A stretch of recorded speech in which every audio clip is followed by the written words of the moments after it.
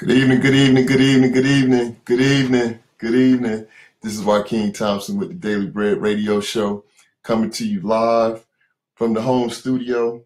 And want to thank everybody for tuning in today. We got a very exciting show planned for you. We're going to talk about some things that's on everybody's mind at this time of year, August going into September. And that's what I call the back to school season. So with the back to school season upon us, I felt like it would be more than appropriate to go ahead and talk about some things that are aligned to high school, that are aligned to college, that are also aligned to savings. So a couple ground rules. If you definitely want to call in, the call-in number this evening is going to be 404-461-9368, 404-461-9368. So I really invite everyone to, give me a call. Let me know what's on your mind. Let me know if you have any questions, any concerns. Definitely want to talk about, some current events, things that are going on in the world and how they impact us. And just really ready for an exciting show. So I know we got a couple people that, are slated to call in. So I'll be, switching back and forth, making sure that we got all our technical stuff together. So I always like to start off with my intro music, get everything started.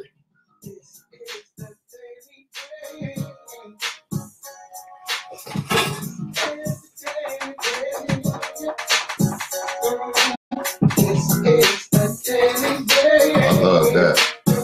I love it. I love it. I love it. I love it. I love it.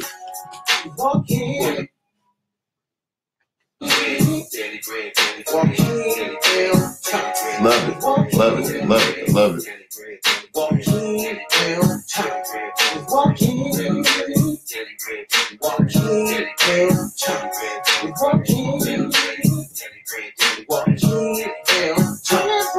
I'll always have a positive word because I'm here to serve. I'll always have a positive word because I'm here to serve. Oh yeah, that's it. That intro music gets me hyped every week. So I'm going to go ahead and put the call-in number in the Facebook chat. So that way, if you want to call in, if you got any questions, any concerns about anything, want to give us some feedback, then by all means, make sure you give us a call at 404-461-9368. So we're going to put that number in there so that way we already got that in there.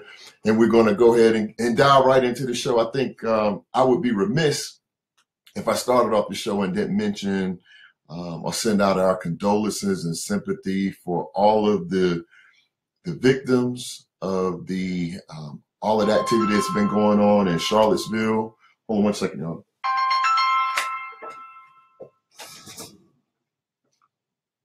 Daily Bread Radio Show.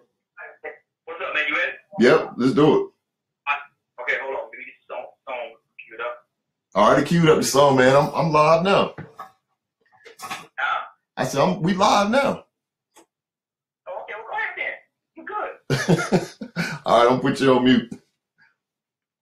But so that's my producer. So we're working on some remote activity, and like I said, I think I would definitely be remiss if I didn't send out our deepest sympathies to the tragedies that happened in Charlottesville, Virginia last weekend. I think it's what some people call a sign of the times. It's something that has been brewing. We've had an undertone. It's never went away. Some people felt like it got a little better.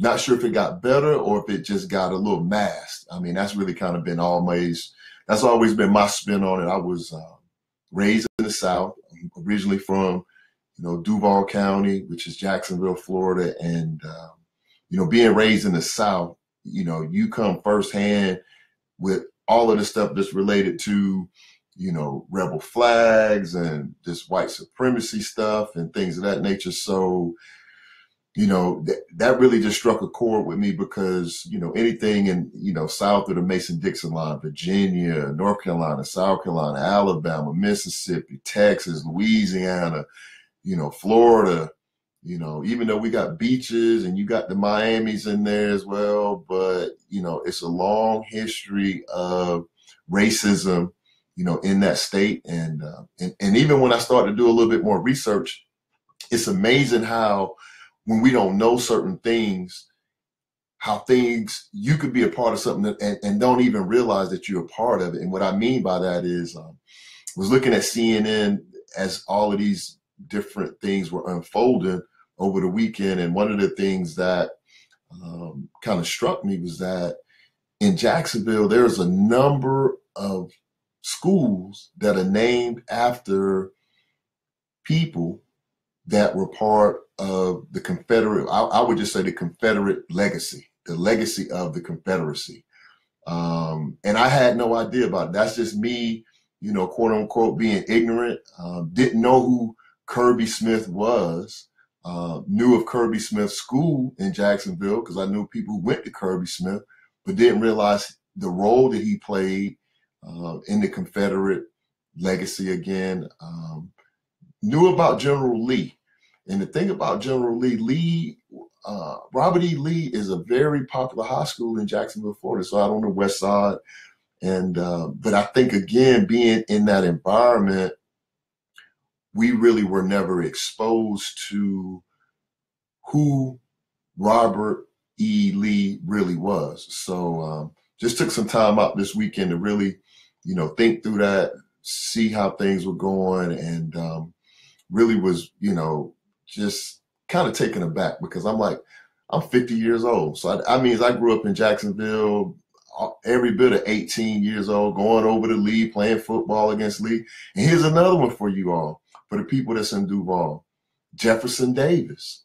Jefferson Davis was also part of that Confederate legacy. So I mean, of course I feel some type of way now. It's like we need to write some letters or get a campaign going to say, hey, we need to look at maybe looking at some different names, because one of the things that history teaches us is this: if we don't know our history, then we really don't have an appreciation for it. So those are just three of the schools that I know in Jacksonville. I'm sure some in other parts of the country, because we have people that are, you know, tuning into my show all over the country, pretty much all over the, you know, the hemisphere, because I've had people call in even out of the country or log into Facebook Live this out of the country. So, excuse me, I think one of the things that we have to keep in mind is that we have to stay vigilant and make sure that the people are being held accountable, because the president, I mean, I've listened to Michael Eric Dyson and Brother Cornel West, and these brothers are on an intellect level, on a whole nother level than I would say I would consider myself. But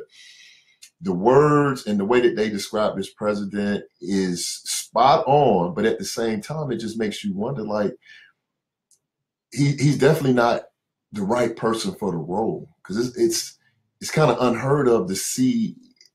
I mean, for you to have anybody that's the leader of a country, and we're talking about the United States, let alone a CEO. So, you know, the way that he responded to Ken Frazier, and for those of you all, I'm sure people have been following, Ken Frazier is the CEO of Merck Pharmaceuticals, and Merck Pharmaceuticals is one of the largest pharmaceutical companies in the world. And, you know, Ken Frazier, when all of this, you know, based on Donald Trump's response, he decided, he made a conscious decision, and not only a conscious decision for his company, but also as an African-American, he made a decision that he wasn't going to be a part of the manufacturing council at the White House. So that was he had the right to make that decision. So following, you know, Ken Frazier, then you had, you know, Kevin Plank from Under Armour, then you had the CEO from Intel, all of them started to pull out. And Donald Trump's response to Kevin Frazier was, I mean, it was definitely inappropriate, you know, because he started to tweet out that, you know, he really needed to make sure, well, he tweeted out to Ken Frazier, like, okay, now you have more time to, you know, spend time with, you know, bringing down the prices of all those rip-off drug prices or something to that effect. Something that was like super negative, wasn't appropriate, and especially no decorum from the president of the United States, let alone, I wouldn't even expect that from the CEO of a company, let alone the president of the United States. So I think we're in we're in a delicate situation right now in this country. And I think that for us, all of us, we have to remain, you know, what I call, you got to keep your eyes open now, and we got to be thinking. because it's a lot of stuff that's brewing, a lot of stuff that's being done, and people are calling it domestic violence. And that's exactly what it is, because if you think about, for those of us that have come face to face with our history, it wasn't too long ago that, people were being lynched, people were being, maimed, people were being bombed, kidnapped, all these, that's domestic violence. I mean, it don't have to be an act of terrorism from, Syria, Iran, Iraq, places in the Middle East. We got people that are terrorists right here in this country. So again, I couldn't start off talking about personal finance and the things I want to talk about on the show without making mention of that, because I definitely want the listening audience to stay informed. I want you all to be aware. I want you to stay on top of things. And if need be, we need to start doing some, writing some letters, because one thing about letters, people respond to letters. I mean, many times, you might protest, you might march, something happens in the, I guess you would say in the short term, you get vision, but in the long term, nothing happens. But it's something about writing a letter, or something about getting a group of people to write a letter to, verbalize their displeasure about something that really gets people's attention. So I wanted to start off with that. And like I said, we're going to pray for those families that were affected. We're going to pray for peace. We're going to pray that God will continue to be sovereign over everything.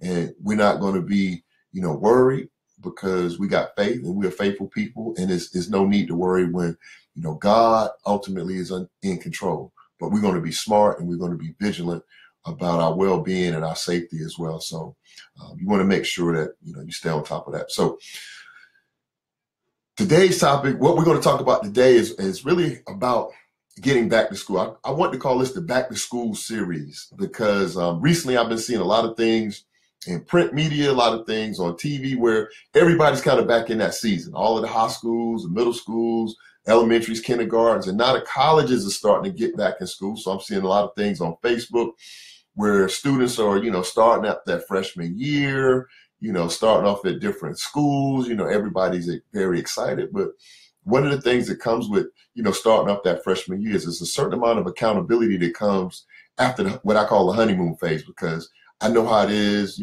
I've experienced that, and it's nothing like the joy of seeing your child being able to put themselves in a position to continue their education. So you really feel, it's a joyous occasion, and it's something that it should be celebrated.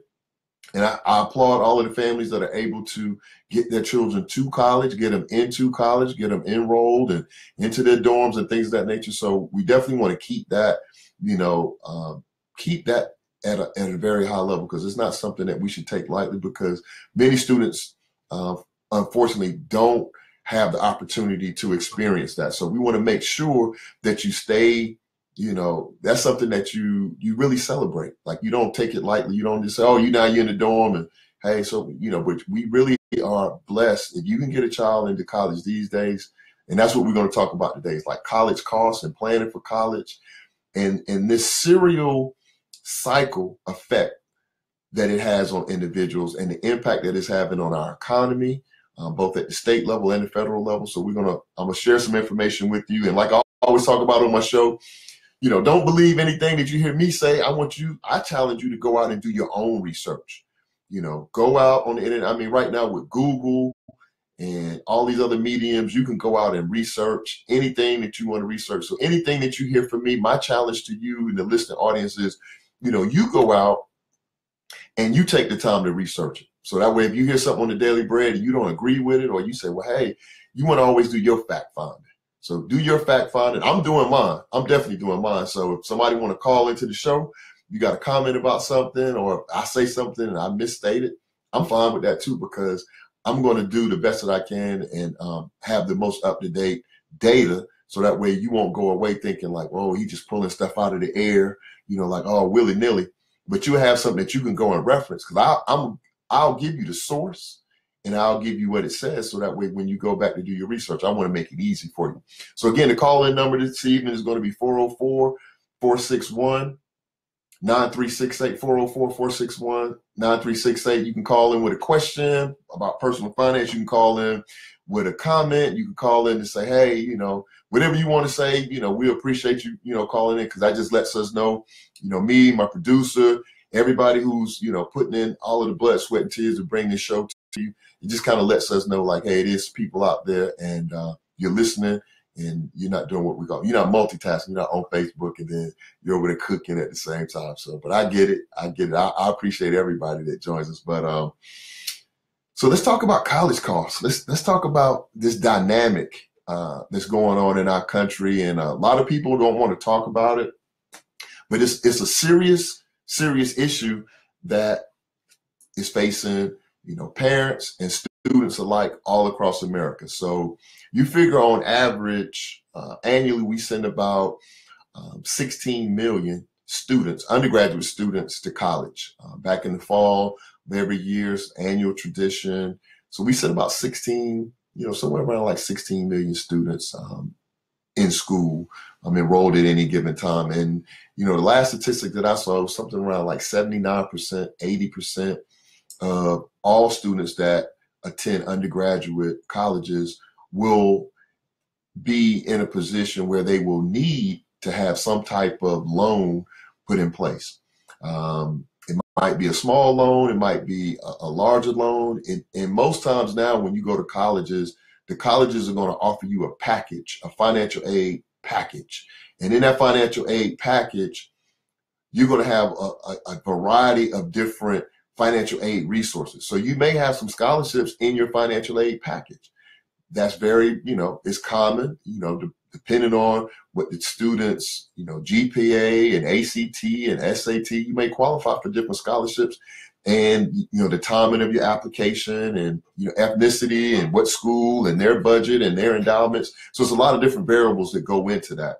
But one of the things that comes out of that is, in that packet, there is more than likely 80% of the students are going to receive some type of loan. So here's the issue that's at hand. Many students are entering into college as freshmen.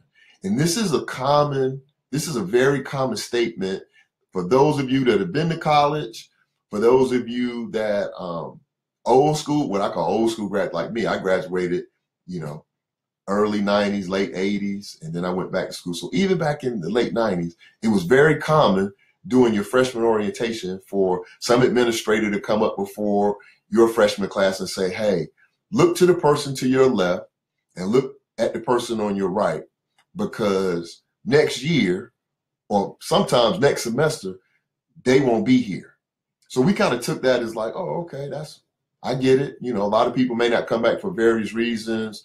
Could be academic, could be financial, what have you. But every school that I've attended post high school, so undergraduate, not grad, but, you know, undergraduate, when I went, got two degrees undergrad, and both times that I got those degrees, that was a common theme that someone said, look to your left and your right, and the person is next to you more than likely won't be here next year or next semester. So we kind of took it tongue in cheek, like, oh, okay, well, they ain't talking to me. I knew I couldn't go back. I was like, what? I was like, I don't know. Solomon Northup. Well, I knew I couldn't go back without them papers. So I had a different type of mom. And so I was like, they ain't talking to me, because come hell or high water, I'm getting mine. But, you know, on a serious note, what happens is, what we're seeing is happening is, when you do the numbers, what we're finding is that 80% of the students have some type of loans entering into their freshman year. When you look at all of the students overall, that's 16 million, about 80% of them have some type of loan in their loan financial aid packet, you know, year over year on an annual basis. The problem lies when the student gets to a point where the financial aid that's being offered by the school is not enough, or they have some type of personal crisis, or it's just a matter of economics and finance that comes to light. And what I always tell students is this: I do a lot of work with high school students, and I try to talk to parents and say, many times I don't think parents take into consideration how much it's going to cost to send their kids to college. So you get your kids in college and you're thinking like, okay, the tuition, right now they're saying that the average in-state tuition for a student in public universities, you're probably looking at about, roughly about $20,000 a year. And then when you add in room and board, you probably right around somewhere like $30,000, $35,000. That's in-state public. So that's about as cheap as it get, right? In-state public, tuition, room and board, you're looking at right about 30, 35. When you start talking about, and I want you all to, take note of these numbers because I'm gonna make some notes for myself. So we said, let's just say 35 is in-state tuition. When you start talking about private colleges, you're talking about 45,000. So let's say that. Let's say 45,000 for private. 45 for private and about 35. Let's use a nice round number, 35, so that way it'll cover you. Just say for in-state public, right?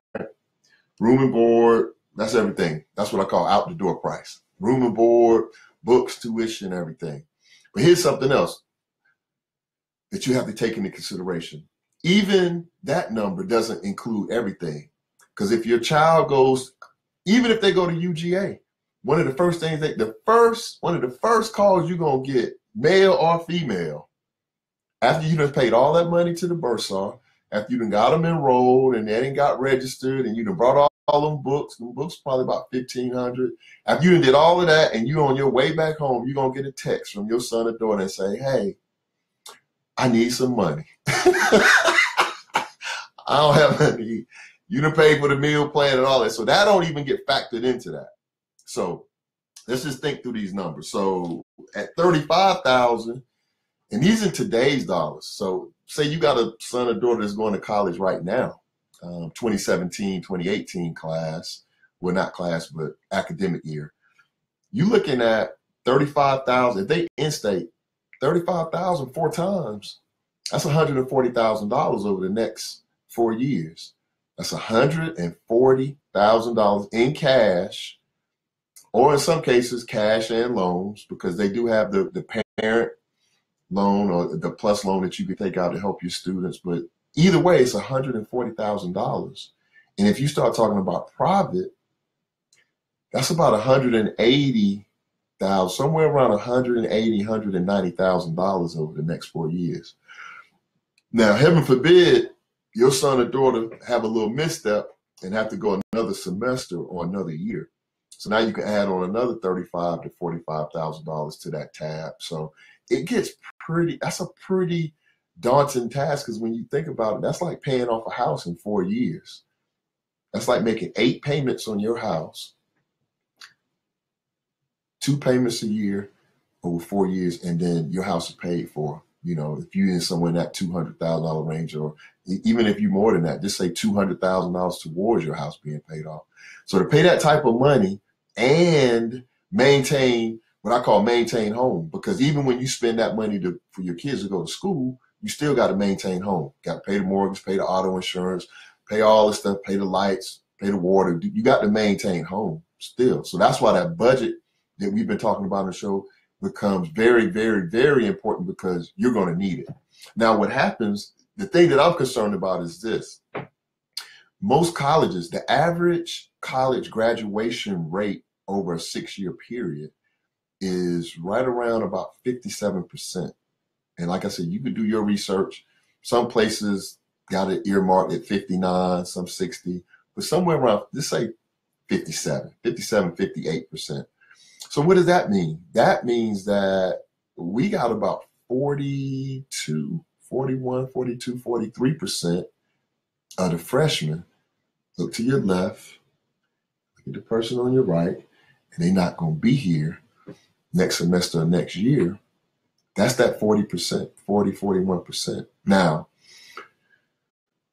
the problem with that is this. If it happens in their sophomore year, they've already incurred loans their freshman year, and they've incurred loans their sophomore year, and something comes up and they can't continue their junior year and they have to stop going to college.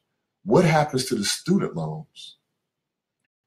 So that becomes a big problem. Now check this out.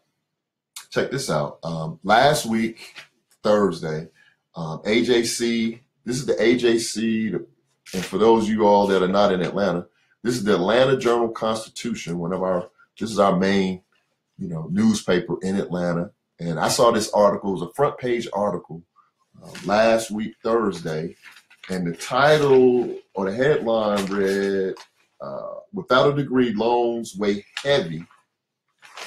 Without a degree, loans weigh heavy. And it's an article about a young man that was going to Georgia State, enrolled at Georgia State, had dreams of being a history teacher. Like he wanted to, really wanted to give back, had some crisis in his family.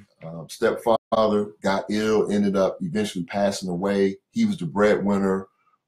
His mom and his siblings were evicted from their home, and they eventually found another home and got settled in. But the problem is this: he has federal student loans that he has to repay, but he doesn't have a degree. So now he's kind of stuck in the middle. He's stuck, like literally just like stuck, because he can't command the type of salary that he really needs in order to repay the loans. He can't command the type of salary he needs because he needs to have a degree, because the jobs that pay the higher money, you need a degree for. I mean, and that's just the way of the world right now. You need a degree. So he doesn't have that. But at the same time, the federal student loans have to be repaid. Federal student loans are some of the only debts that you can have. Even if you file bankruptcy, you cannot discharge a student loan. You can discharge your house, you can discharge your cars, you can discharge retail debt, credit card debt. You can put all that on that. When you file bankruptcy, you can put all of it on there. Like, man, take it all, just get it off of me, whatever. Student loan debt is going to still be with you. So you can't get away with it. You can't get away from it. So it's estimated just in the state of Georgia. Now let's think about this for a minute. So this is a young brother. So now he's caught. He's in a catch-22. And once you default on the student loan, and you try to reapply to a college, most colleges won't allow you to be admitted if you have a default on a student loan. So check that out. So now you're really locked out. So now you either got to deal with it, or you just kind of stuck out there, and you really went into this thing saying, hey, it's going to be great. I'm gonna get my degree. But for 40% of the students that are entering as freshmen, 40% every year, 40% over a 6-year period, they're not going to graduate, and they're going to have these student loans. And for this young man, he was going in-state public. But this is happening to students that are going to private schools. So private school, what would be a private school? Most of your HBCUs, other private schools would be like Agnes Scott, Howard, Hampton, Morehouse, Spelman, all those are private colleges. So now you're talking about it could be $30,000 that you owe, $20,000 that you owe, and you don't have your degree. So in Georgia, they say it's about 108,000 students right now in the state of Georgia that are in this position. Dropped out of college for a variety of reasons, but the primary reason is financial. So the reason I'm bringing this up and I want to talk about it on my show is because this is something that I want parents to be thinking about, and for you to, the X factor, this is just my opinion. The X factor is always the student, right? The parent is going to do what he or she can do to make sure that they're in position. But sometimes, depending on the financial situation and the cash reserves, because if you think about it, if you having some challenges with your personal finance already, right? Like your car note just a little higher than it should be. Your mortgage might be a little higher than it should be. Somebody might have, lost some income or what have you. So if you already are having some challenges, when you send your kids off to college, it could compound it, because And the thing with the college system, the way that it's set up is it's not even year to year. It's really like month to month. And what I mean by that is they put you into this cycle where even if you're not paying if you don't pay your installments on time, or if your student has an outstanding balance at a certain period of time, they won't even allow them to register for classes for the next semester. So what does that do? That could potentially put your students at risk for either having to take longer to graduate or take summer school classes or something else, but it can be very impactful. It's a ripple effect. It's a ripple effect. When it typically happens between the spring and the fall, then what they'll do is they just won't let them register for the next year. And if you haven't registered for classes and you return, I mean, those classes fill up so fast. I mean, it just really throws a monkey wrench in everything. So I wanted to put that out there. And when you start thinking about the numbers, like I said, that was an article. Check out last week's AJC, front page of the AJC. That was the August 10th edition. And then when you start thinking about college costs, they had a nice article. It's in Kiplinger magazine. So you can pick up this month's Kiplinger magazine. And they talk about how much to save for a 4-year degree. Now listen to these numbers.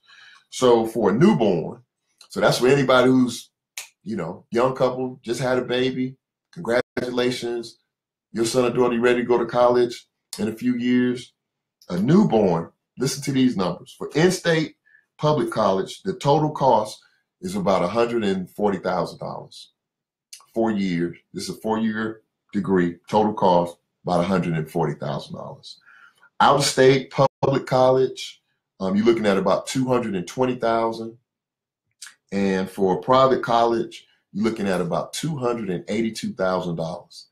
That's for a newborn. That's for anybody that has a newborn at this point in time. They said for a 6-year-old, anyone that has a 6-year-old, and we have a 6-year-old in our family because I have my little grandson, Kobe. Little Kobe is 6 years old. So for Kobe, if Kobe decides to go in-state public, or we decide to send Kobe, or his parents decide to send Kobe in-state public, you're looking at about $120,000 for his tuition. Out-of-state public college, you're looking at $192,000. You might as well say $200,000. And for a private college, if it is decided he's going to go to a private college, he's looking at about $250,000, $246 to be exact. So might as well round up 250 because he's going to be calling about he needs some money, he needs some this or that or what have you. So about $250,000. That's not, and this is not a long time away. A 6-year-old, they only have about a good 10, say 12 years before you're looking at, coming up with close to, $250,000 for college if he goes private. A 12-year-old today, it would cost them about $90,000. When they're ready to go to college, it costs them about $100,000 to go in-state public. Out-of-state public is going to be about $170,000. And for private, looking at about $215,000. So that's, even that $215,000 is pretty pricey. Looking at 6 years from now, if you got a 12-year-old today and you're looking at sending them to college in 6 years, that's still a nice little price tag there. If you have a 17-year-old, so now we're getting into the ones that are getting ready to go to college, or, for some students, they're going into college at 17, very, articulate and smart. And maybe they graduated at 17. So for in-state public, you're looking at about $90,000. Out-of-state public, you're looking at about $150,000. And for private, you're looking at $190,000. Might as well say $200,000, about $190,000. So those are just some things that keep in mind. And as all of you all know, I'm a huge advocate about education, because the catch-22 in this whole scenario is this: in order for you to get the better job, you need more paper, right? So the way it goes is more paper gets more paper. I mean, I know that's not grammatically correct, but that's how it works. More paper gets more paper. So you get your bachelor's, you get more paper than you do if you didn't get your bachelor's. You go on and get your master's degree, you're going to get more paper with your master's degree than you would with your bachelor's. And you go ahead and get your, PhD, get your advanced degree, Juris Doctorate, medical doctor, then you're looking at more paper. So you just have to decide what you want to do, how you want to do it. But we got to be sensitive to these issues because they can be life altering. And we want to make sure that we're doing the best thing for our children. And we want to make sure that we're doing the best thing for our children's children. And I agree.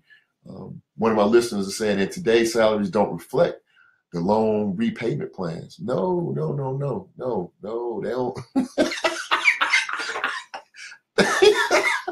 Man, man, let me tell you something about Mr. Charlie. Mr. Charlie don't care about no loan repayment plan.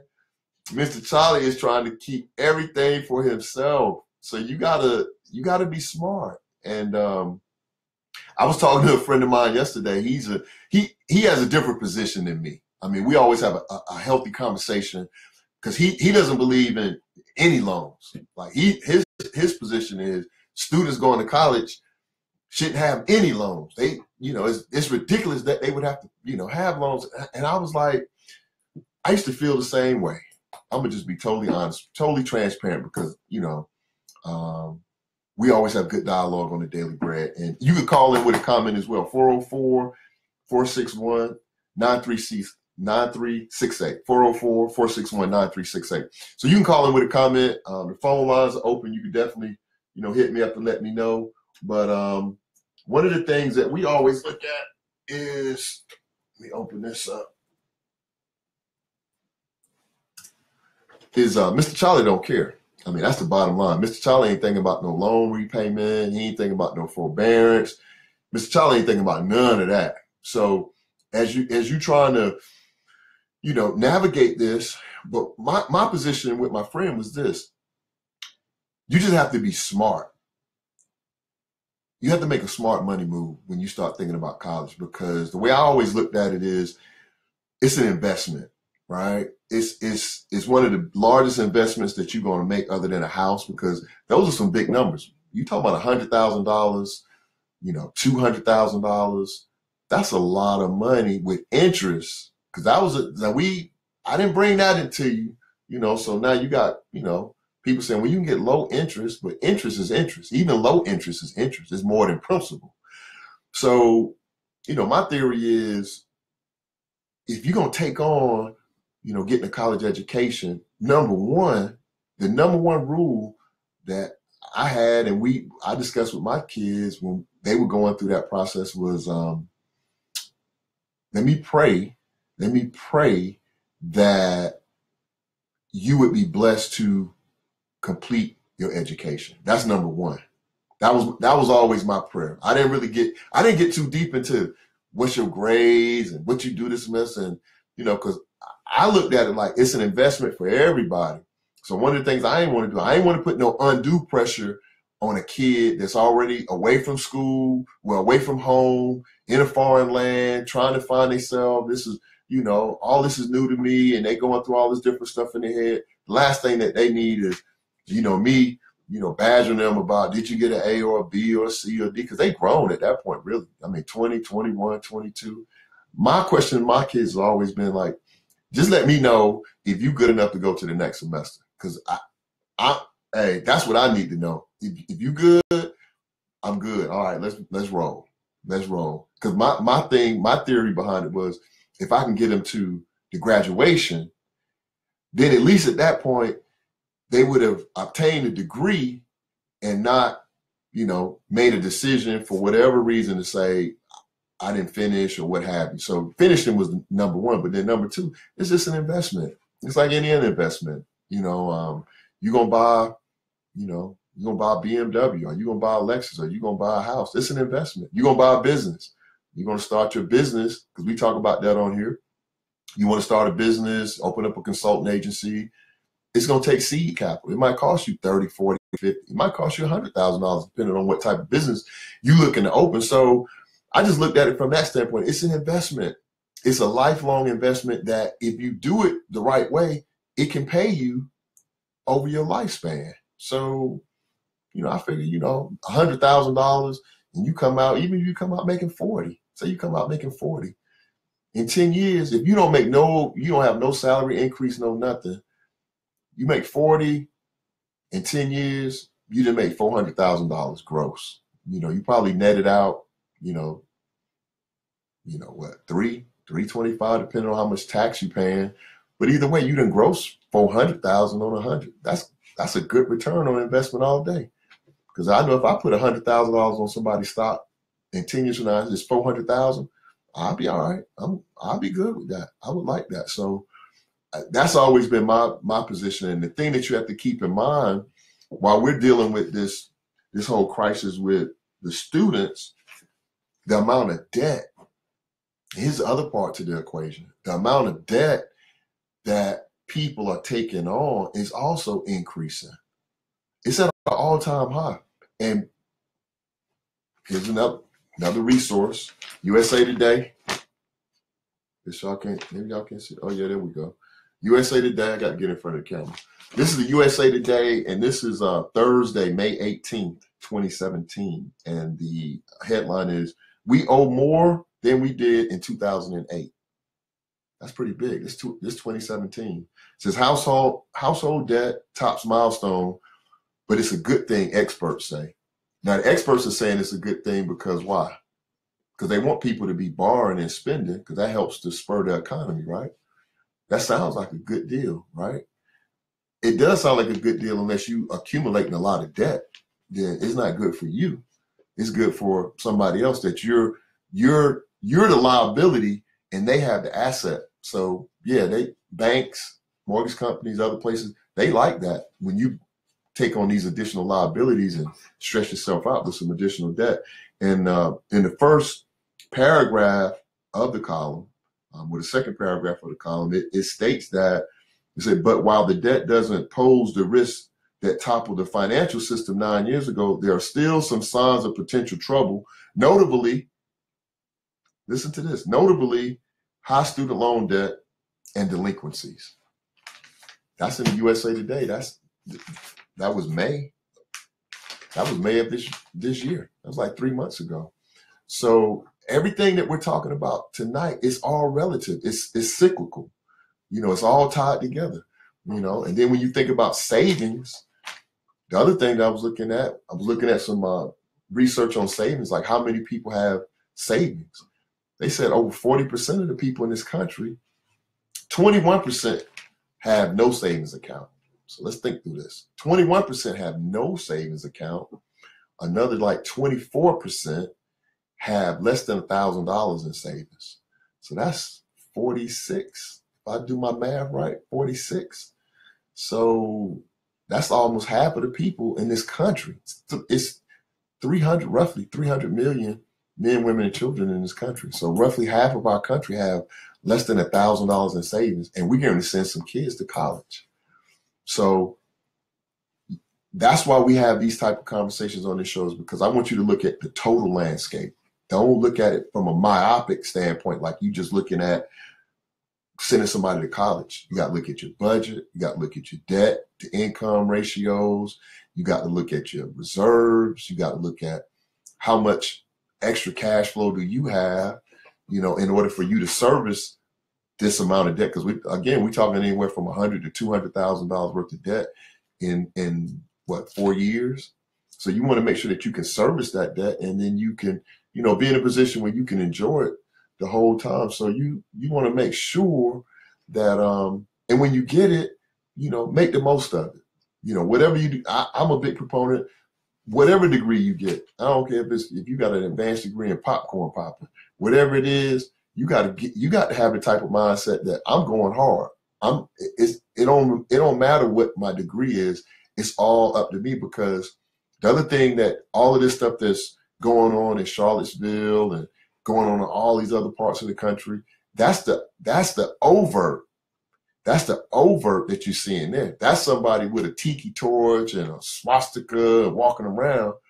But in corporate, if you in corporate America, or if you in a job market, it's covert. Because some of them same cats, when they came back from Charlottesville and they went back to work, they went back to working with people like you and me.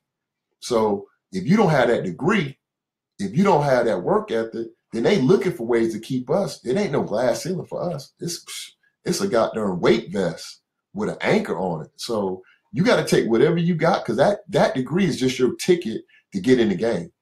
So that's always been my philosophy. It don't matter what your degree is. You can outwork a joker every day of the week. I don't care what they do. Get up earlier, stay later, do some research, read more books than they read, do more, just learn what you do, learn your craft, spend some time with it. Because that's what you're going to take, because that's when you're dealing with covert racism, when you think they cool and we all on the same, team and we're working on a strategic project. Nah, it ain't. Let's just be real. Because them people who came out of Charlottesville, they got jobs and they work places. They don't do that full time because they need to make income too. So what we have to do is equip ourselves with education, work ethic, and that drive and perseverance to say, hey, you're not going to take nothing from me and mine, because I got to have it. I got to feed my family, just like you got to feed yours. So, great show. Again, still got some time for you all to call in 404-461-9368. 404-461-9368. You can give us a call. Let us know if you got any comments, any questions about anything, anything that you want to know that I haven't gone over that we need to talk about. We could talk about it if you want to put something in the chat. But, like I said, definitely call and make sure the phone line is working. We got the phone lines open, and you just want to make sure it's ringing. We like WKRP in Cincinnati. So we try to make the phone lines light up. But I always have to give you all a book. So I got a book for you all this week, and I'm in the home studio. So this book is called. I'm trying to fool with this. I guess it goes this way. Yeah, Financial Self-Defense. I'm not going to mess with y'all like that. It's called Financial Self-Defense by Charles J. Givens. And what this book talks about is it's a book about personal finance. And what Charles Givens back in the 70s and the 80s was a big proponent of personal finance. And his thought process was like, you should take over and take ownership for everything that you do from a personal finance standpoint. So this book, the thing I like about this book is, he talks about everything from budgets to how to buy insurance, to the correct way to buy a car, how to save money on groceries, how to, not buy those warranties when you buy a new product, anything that's going to help save you money. Charles Givens talks about it in this book. And again, like I always like to show you all, I always read them. So I'm not going to bring nothing to you that I haven't read. And the number one thing that he talks about, and we just talked about that, was the fact that your income doesn't dictate what you can and can't do, right? So what you want to do is make sure that you keep that in mind. It says your income does not determine your outcome. The amount of money that will pass through your hands over a working lifetime is incredible. For example, if you work 40 years and earn, okay, we got a caller. Thank you for calling the Daily Bread Radio Show. You're on with Joaquin. What's your name and where you calling from? This is Kevin Goodwin, Joaquin, calling from Atlanta, Georgia. What's up, team? You can say it. Rudy Roo. What's going on, baby? I say you're doing a great job, man. And, hey, man, I appreciate it. Real stuff when it comes to not only finance, but also I have a senior going into college next year. Right. And it's a great topic. It's right on time to talk about how to get this scholarship money and how to apply to school. So thank you, brother. Hey, man, I appreciate the feedback, Kevin, and it's really important. And me and you've been having this conversation for about 6 years, because you helped me out with my daughter, and I always tell people about that, because that was one of the last conversations that you and I had about her. And it is timely, because I know you got the boys coming up, and that's something that's real. Sometimes we talk about things, but when you start thinking about, especially as a parent, the worst thing that you want your child to do is to have the drive and the desire to do it, and for whatever reason, I can't do it. That's like the Grim Reaper standing behind you. So, when you got two close together like your sons, and they both gonna be in college at the same time, and one at this school and one at that school, them scholarships going to definitely help, but being strategic, you and Sheila sitting down, mapping out a plan, that's what's going to make it happen. And, if there's anything that I could do, I'm willing to come out to the school, talk to the class of 2018, or talk to some parents, whatever we need to do, because, what I'm trying to do is get the word out so that way we don't lose more students into that 40% that's not graduating, then they end up with a student loan and they can't get the job they want. And it just starts this vicious cycle. And on top of that, you got to deal with, these cats that don't want to give you what you're worth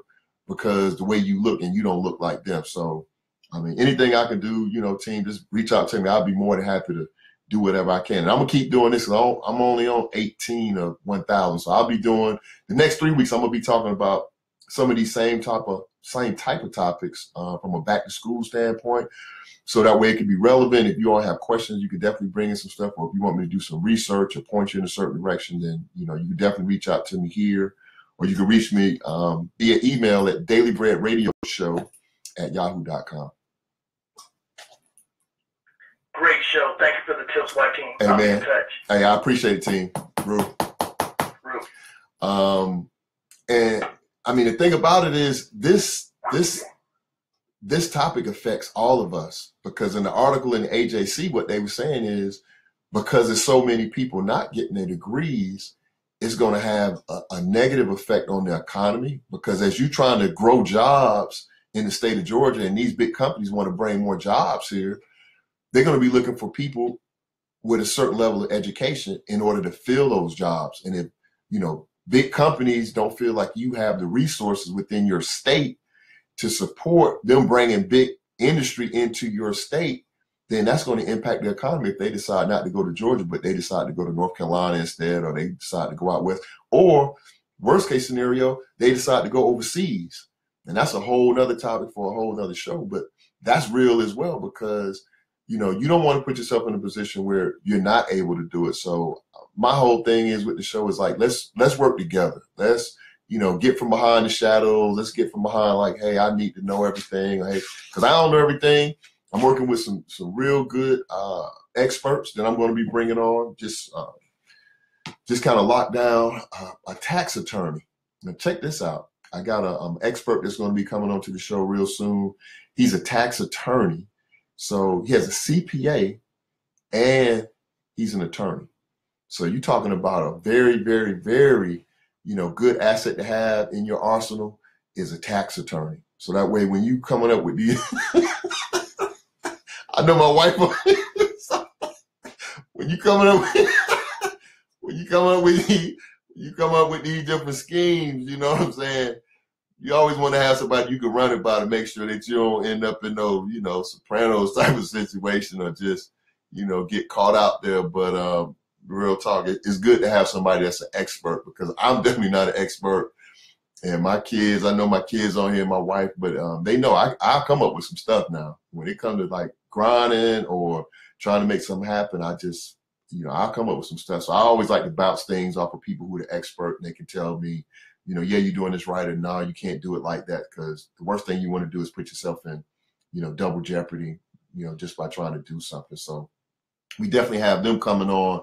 But just to continue with this little excerpt from this book called Financial Self-Defense, Charles Gibbons says, for example, if you work 40 years and earn only an average of $25,000 per year, you will have made $1 million even without salary increases due to inflation. If you get an annual raise of only 5%, that $1 million explodes to $3 million. There's no question whether or not you can make $1 million. The real question is, how quickly can you make your first million, and how much of it can you keep? So the listening audience, you all can do it on that, because I know a lot of people we're doing a lot better than we were, better than our parents. Another one of my good friends and fraternity brothers, he posted something out on Facebook today, and it got a lot of attention. And, he had a comment, something to the effect of, if you're born poor, it's not your responsibility. But if you die poor, then it is your responsibility. Something to that effect. I'm paraphrasing.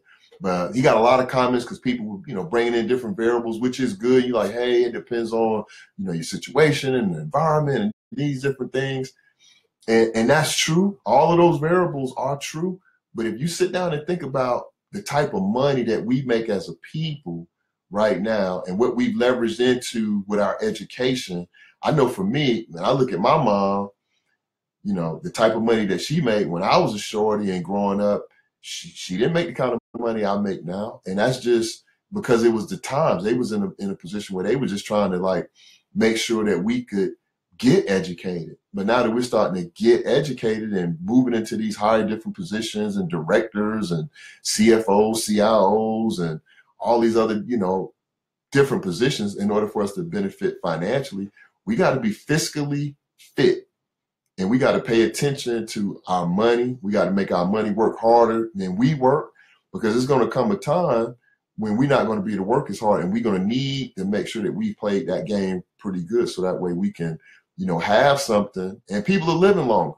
So it's not like being an old person with no money, because you all us got these grandparents and uncles on, and you, boy, a broke old person, boy.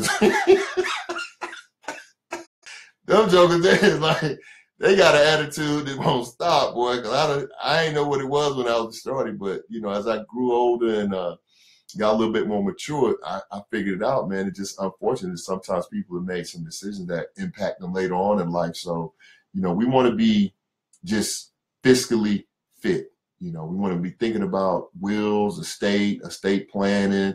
You know, what we're gonna leave for our children, how they need to manage, how we want to set it up. Because again, that's being responsible. That comes with, you know, accountability and being responsible. So, and you want to be a good steward, and all of that's, I mean, that's biblical. You know, a man leaves an inheritance for his children's children. That's in the Bible. So I didn't say it. That's something that God is saying, and I think that's something that we need to take heed to, because we're some of the brightest and smartest people on the planet.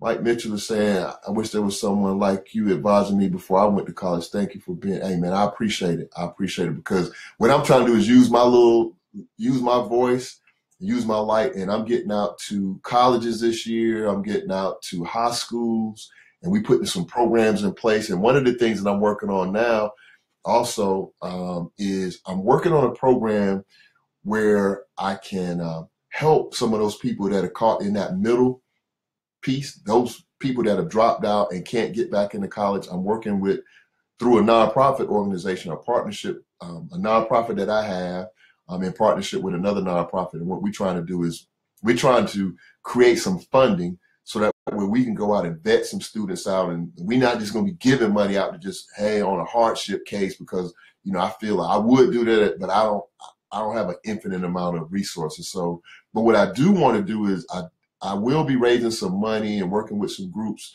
where we can go and do something as dynamic as reaching back to some of these people. Because, you know, if it's over 108,000 people in the state of Georgia that are in this predicament where they've dropped out of college, some of them are ready to go back, but they got these small loans. It might be 8,000. I want to work with them, work through our nonprofit organization, work with them to settle that debt, pay that debt off, and get them re-enrolled. It might only be one. I'm just looking for one. It's going to be one. And we're going to do it. I've already met with a couple people and told them what my plans were. They thought it made a lot of sense. So now I'm going to put that pressure on these different administrators at these schools and hold them accountable, because, you know, they got that tuition and the funding and the loans and all of that. They got that money up front before these students dropped out. So they have a vested interest too. So just think about if we had 100,000 more people in the workforce that were educated in the state of Georgia, it would help the economy. And I'm sure of that 100,000, a vast majority look like me. So I'm definitely going to be doing some work in that space to try to help some people out. And because nobody's doing that, nobody's even thinking about it. They pretty much discarded that group, but that's a lot of people, and we can impact a lot of lives. So, you know, thank you for that feedback, Mike. Thank you for everybody that tuned in tonight. We 1 minute over the hour. I want to thank everybody that called in. Kevin, I appreciate your comments. Thank you for everybody. Thank you to my producer, Raheem, over at the studio out in Snellville. I appreciate all of your help and support. Thank you for getting everything hooked up technically for us to continue the show. We're not going to miss any Thursdays if possible. I don't care if I'm in, you know, Bora Bora, China, or Hawaii. I don't care where I'm at. on a cruise. I'm going on a cruise later on, so hopefully I can. If they got Wi-Fi on that cruise ship, I'm gonna be doing the Daily Bread on that cruise ship because I'm committed to taking no days off. So I appreciate y'all. I love you. If you want to get, in touch with me, definitely you can send me an email, Daily Bread Radio Show at yahoo.com, Daily Bread Radio Show at yahoo.com. You can still hit me on Twitter. I'm at Joaquin Thompson Sr. at Daily Bread Radio. That's my Twitter contact information. And pretty soon, working on the website. I know my web developer is on me. I owe him some content, but everything is due. Will be done in due time. So I've got a new website coming. That's going to be real hot as well. So I appreciate everybody's support. I appreciate you all tuning in every week on Thursday nights because it is very, very, very humbling to have people tune in every week to see you chase your dream. So I appreciate you all. If there's anything I can do to help you chase your dream, support something that you're doing, by all means, reach out to me. Let me know what I can do, and I'll be more than happy to help you. Y'all have a beautiful evening. I'll see you all next week, 8 to 9 p.m. Spread the word. Let people know what we're doing over. We're doing some good stuff, and we'll do it again next week on the Daily Bread Radio Show. You all have a good evening.